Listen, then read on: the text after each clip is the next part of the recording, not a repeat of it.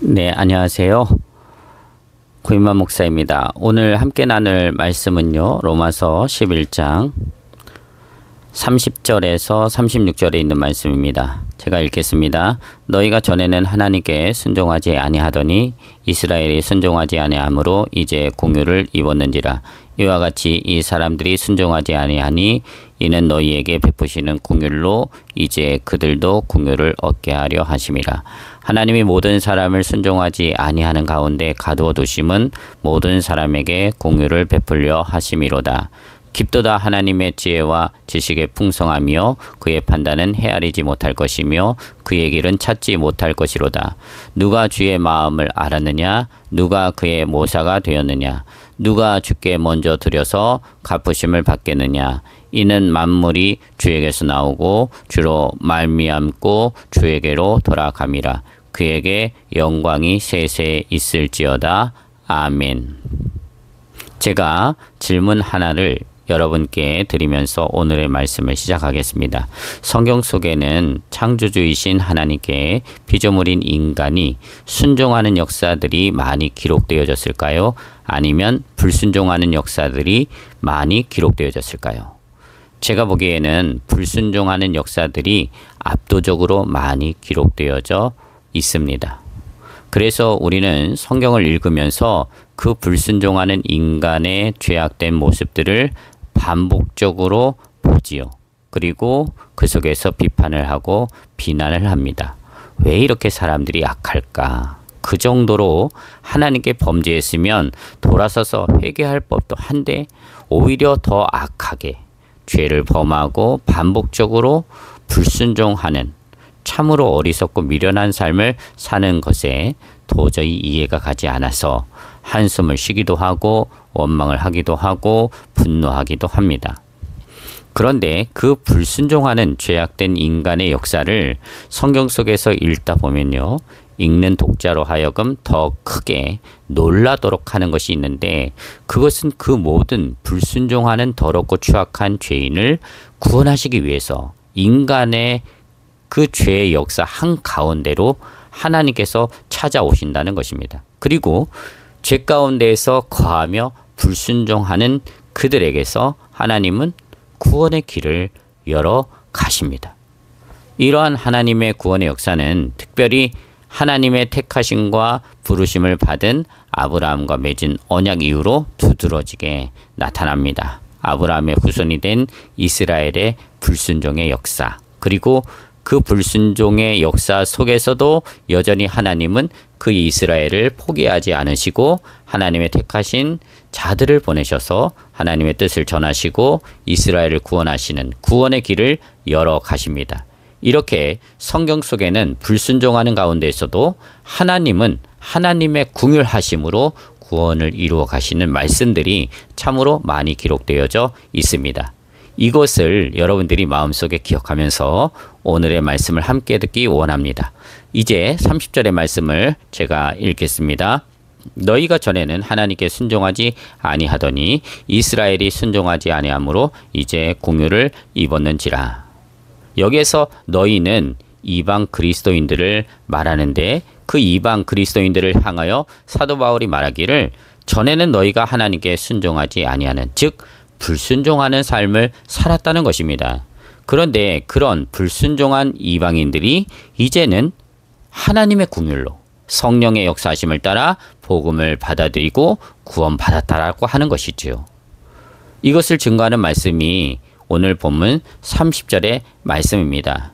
그러니 이방 그리스도인들은 구원받음에 있어서 그 무엇 하나 자기 자신을 자랑할 것이 있습니까? 없습니다.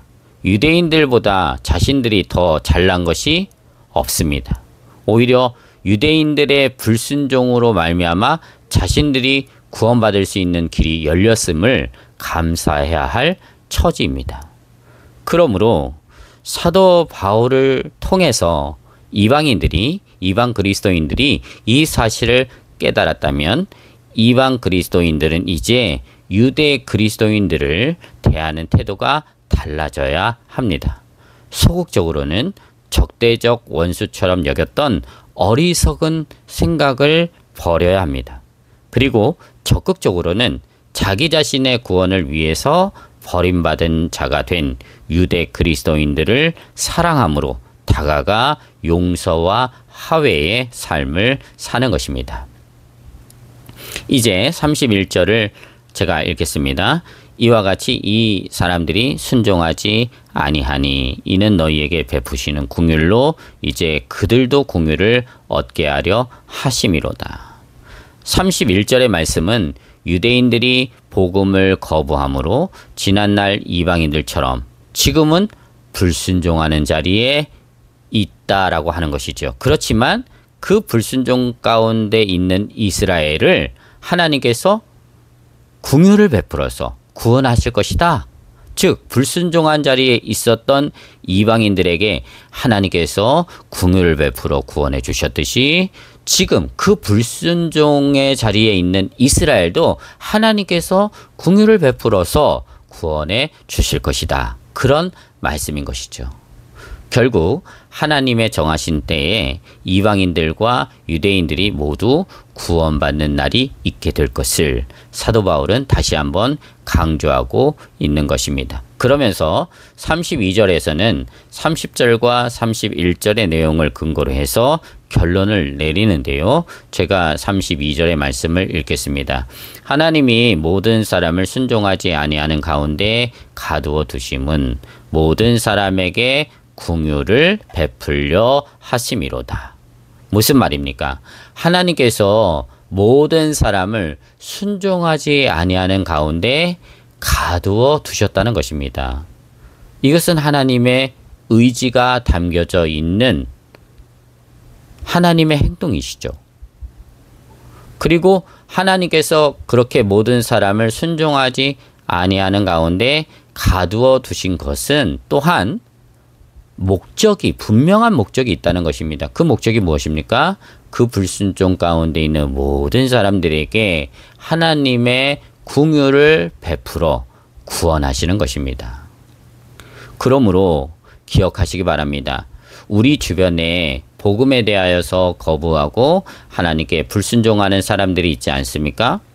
전에 불순종 가운데 갇혔던 이방인들처럼 또 지금 불순종 가운데 갇혀 있는 이스라엘처럼 복음에 대하여서 거부하고 하나님께 불순종하는 사람들이 많이 있습니다. 그들을 향한 하나님의 마음은요, 분명합니다.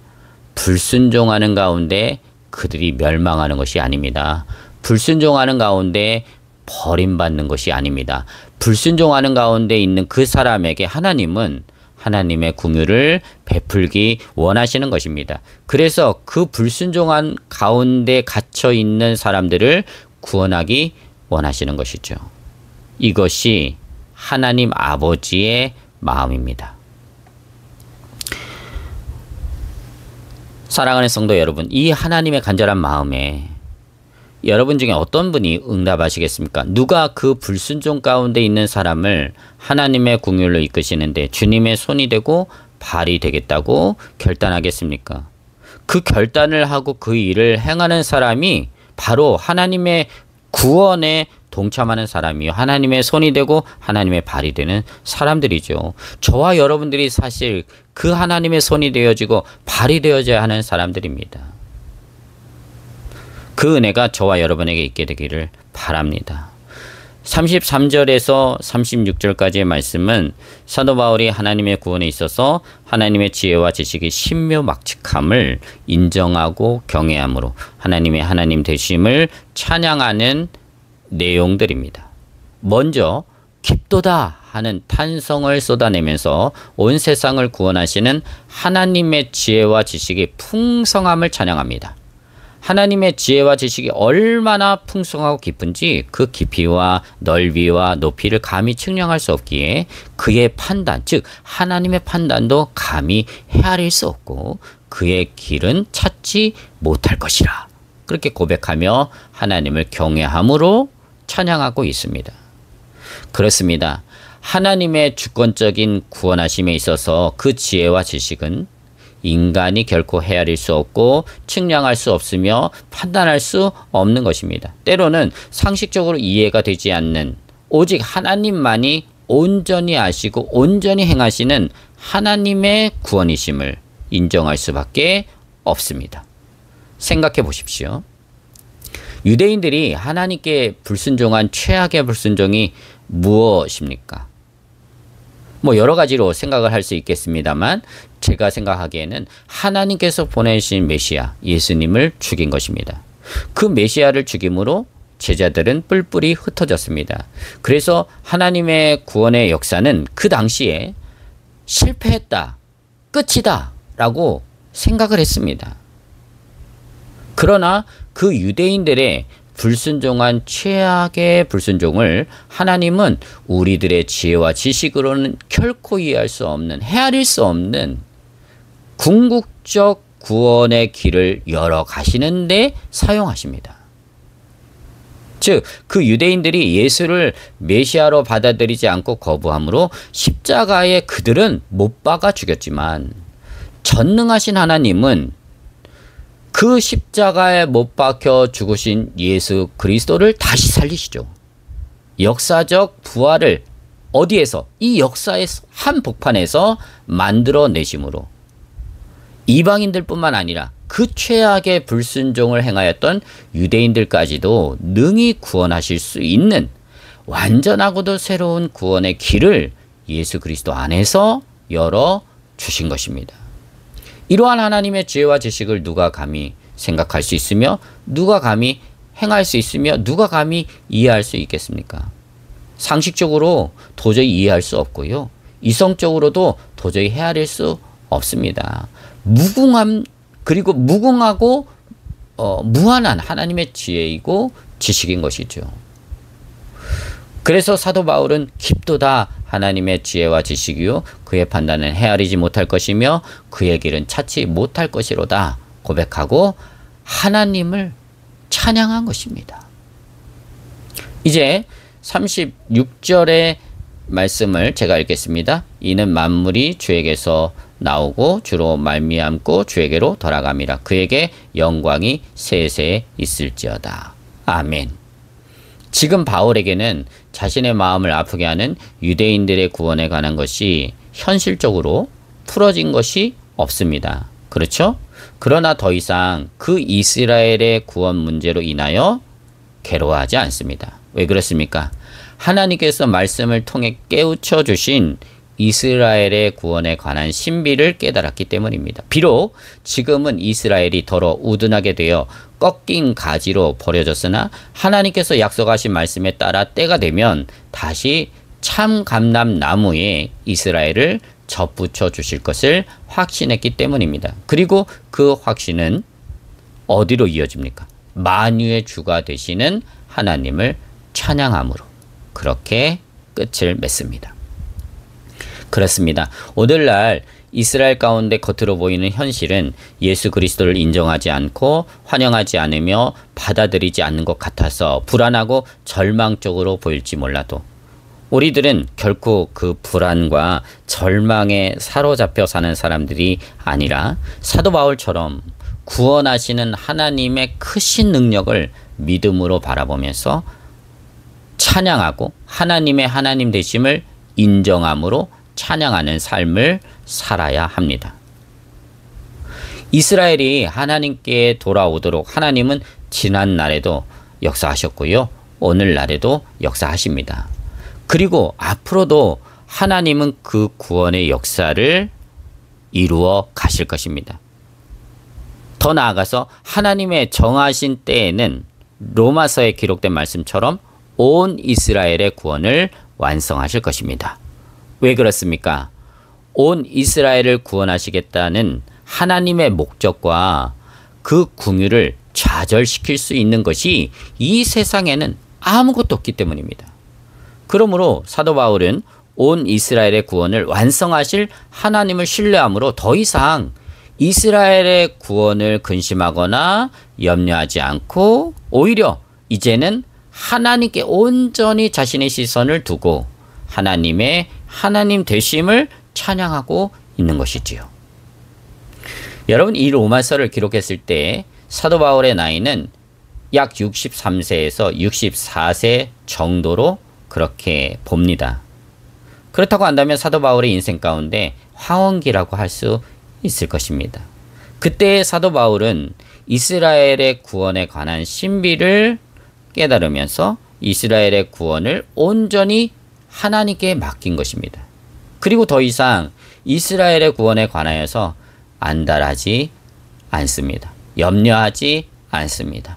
즉, 온 이스라엘의 구원에 관한 하나님의 때를 믿음으로 이제는 받아들인 것입니다. 그 이후 사도 바울은 어떻게 살아갑니까?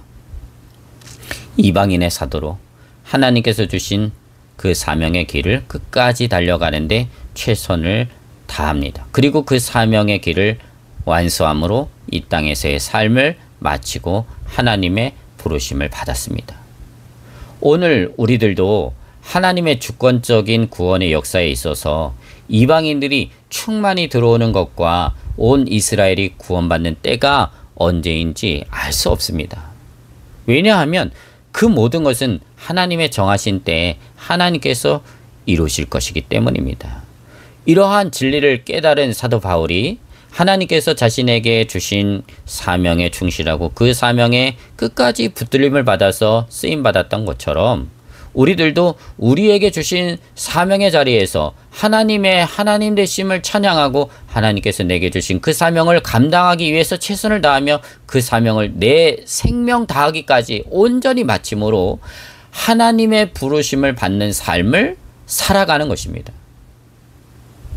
그러므로 오늘 저와 여러분에게 살아있다는 것, 생명이 있다는 것은요, 아직도 하나님께서 내게 주신 사명이 끝나지 않았다는 것을 증거하는 것입니다. 그러니 사명 없는 인생을 살고 있다면 하나님께서 내게 주신 사명을 우리는 확인하고 회복해야 합니다. 회복해야 할 뿐만 아니라 그 사명에 다시 최선을 다하는 모습으로 하나님 앞에서 살아가야 합니다. 언제까지요? 하나님께서 내게 생명을 주시고 삶을 주시는 그 마지막 순간까지.